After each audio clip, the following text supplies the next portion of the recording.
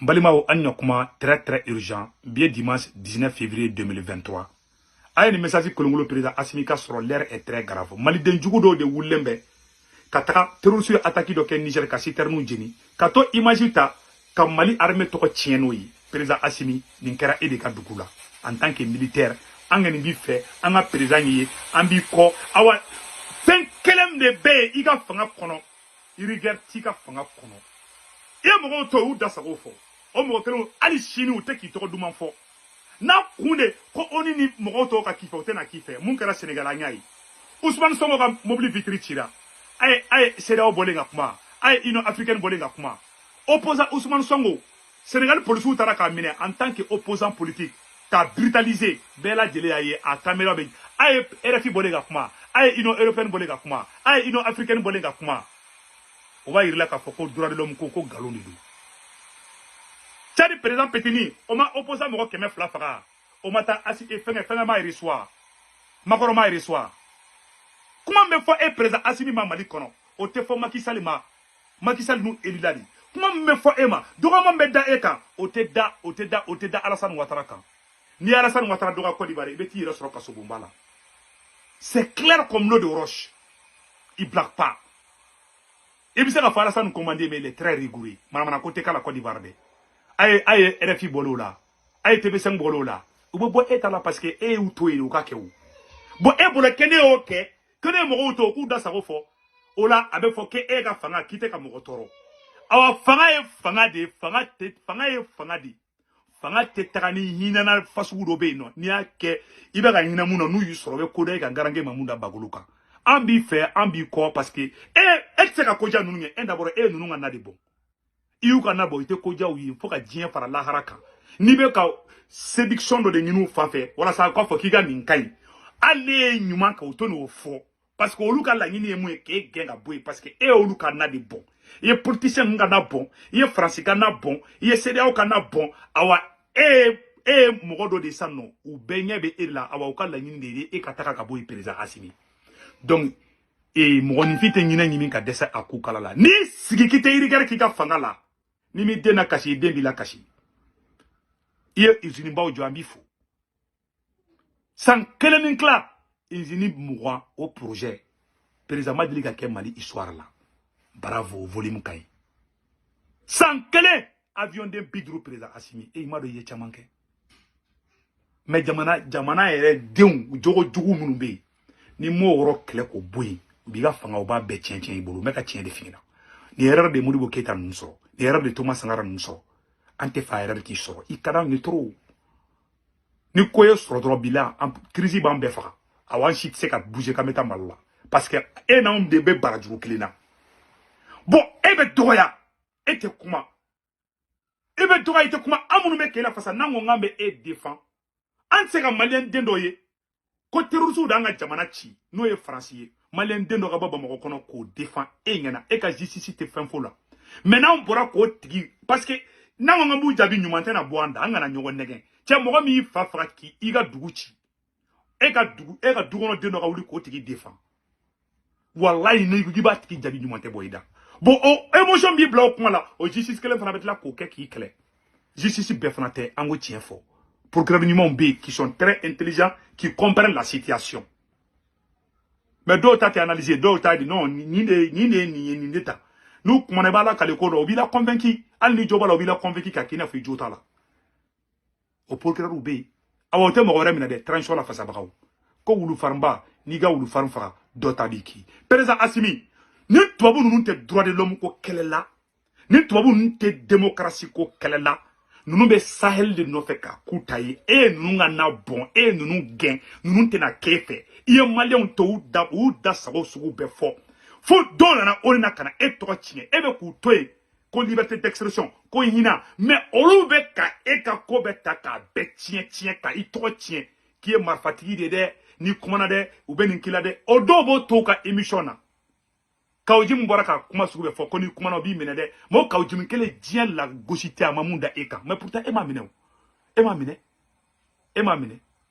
Bon, c'est un exemple de Kaira il a, ou ti fait, ou tena qui fait, awa ubi kelefana, awa ube bolo ben yorambolo, hala erebelu, à France, à Union européenne, à Bede ou Lébi, il n'en fait 600.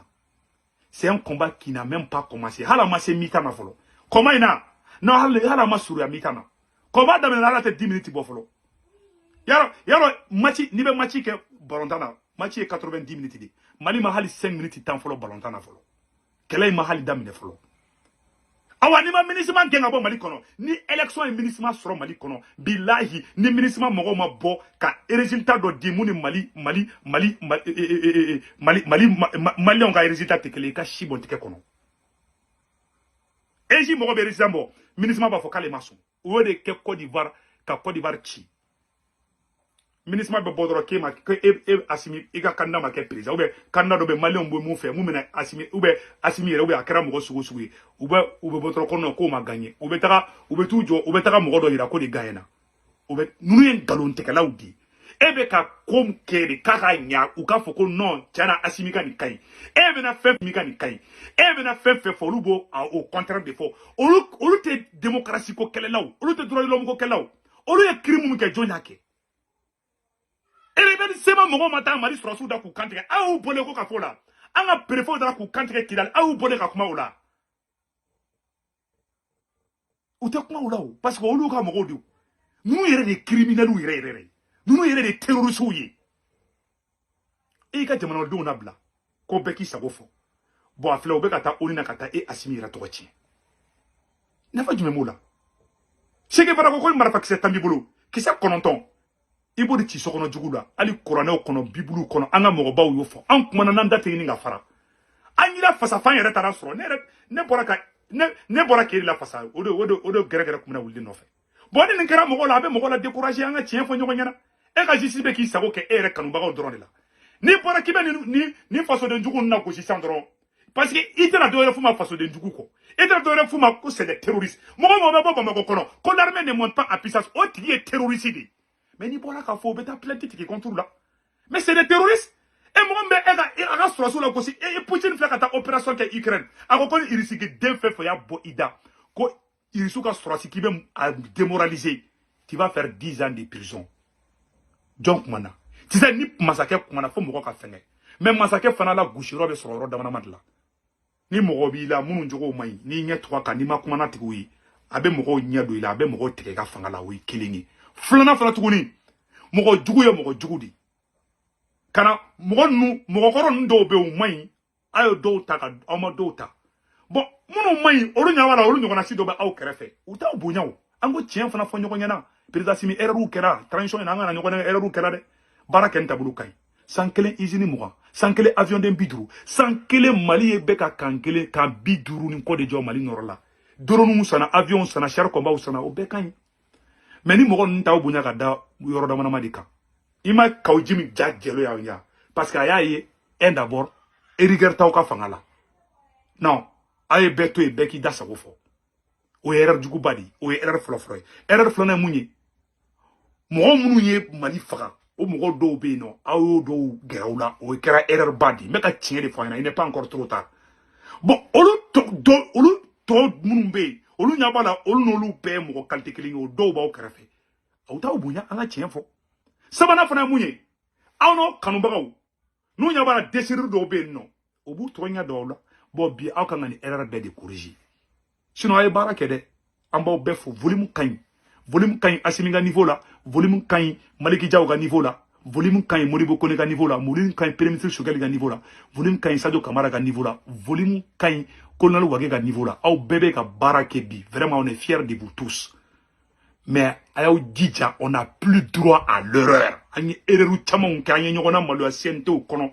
anga boni logique nu kono an be de famille clingi an be de be fala an be de bala anga bo nyogon sama kelo kono an bébé ka barake transition kanya an beba audio ko awan beka to logique kelenka na mo ke bilay jamana be klana erebelu be ka fara nyogon kan erebelu mu nyamar fati nyogona kunu olu be itike nyogon mabi yaro o yo de banko ide a politicien fara a mogo sugu kan mun taw fe mogo taw fe an na ka soro yara ma nyogon jogin kunu olu be ya fara nyogon mabi u be ka fara nyogon ga au contrôle là donc ça c'est un signal fort ka fi ingena nun tuabun ou te droit de l'homme ko kelela ou be fait di e nunu nga na de bon iu genga bo mali kono awa uteke efe uti fe awa utena kife awa fere ke ministre ka bo mali kono yani election ga suya nyina sanga na bani ma ministre gen billahi ta lai ni ma ministre gen ni election ministre suya ni ministre ma crise post électoral créé ka si bon teke kono force oni munu kumbe Côte d'Ivoire ol de bora oni mogo de bora ko Côte d'Ivoire élection ko tienta la ko ba ko Alassane Ouattara de gagner ko babu ma gagner awa tora ol de tala ni sinisma toya nu mega fanga tien ka si bon teke kono ante fe odi ka ke awa angila di fana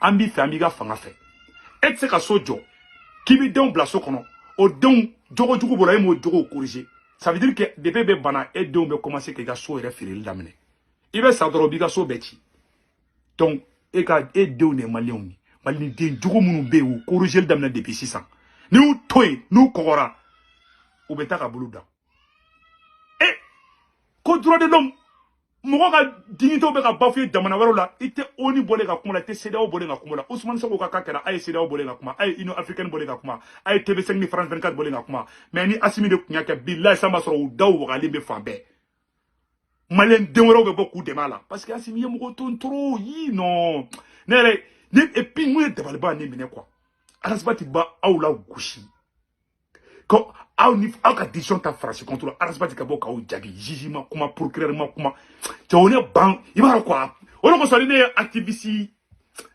laken do ye be bɔ ko karisa ni procureur ne kan te fe kan da do mɔgɔ tɔgɔ la quoi ni ala cɛ ne maloya yi bilayi maloya do n'u kan muna mɔgɔ bɛ ka Mali la gosi muna ma wulu nɔfɛ Arasbati kuma na bɛn ɲɛna moi je n'ai rien contre lui mais ay kuma fɔ ni y'a fɔ Amérique bilayi bi si ka kaso la ay mɔgɔ ton toro ay mɔgɔ minimiser ba filɛ na avec ka fali de san awa ay wula aka fɛrɛ tigɛ wula awa n'aw kanubagaw fana ka bɛn o ye n ka conseil bannen ala ka hɛrɛ kɛ transition ye